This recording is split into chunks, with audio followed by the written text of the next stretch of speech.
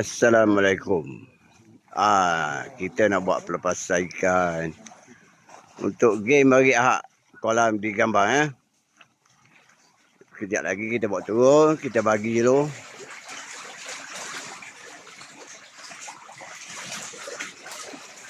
Ini kita nak lepas kolam A dulu.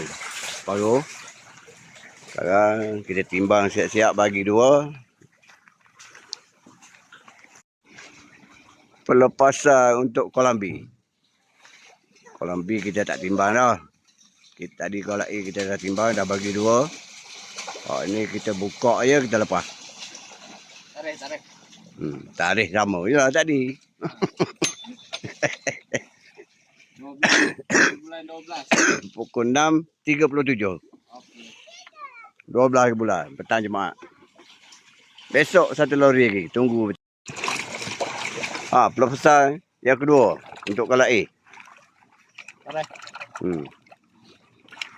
320 kilo untuk hari ni.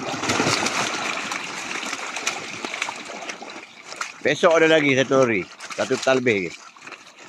Untuk hari ni dulu kita lepas ni dulu.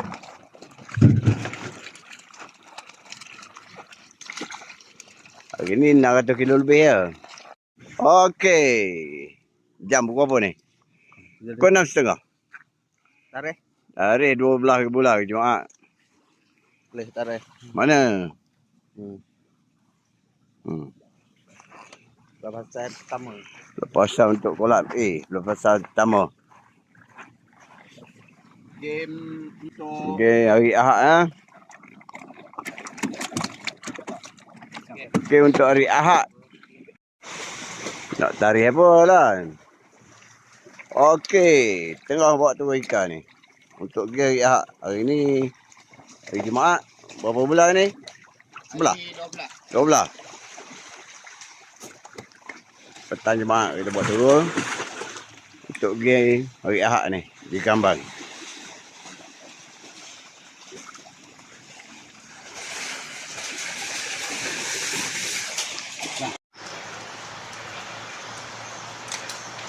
Okey, 445.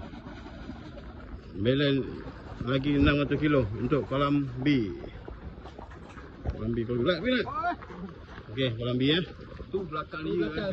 Oh ni, kolam B. Okey. Apa? Luncur. kau tengok ikan tempat banyak.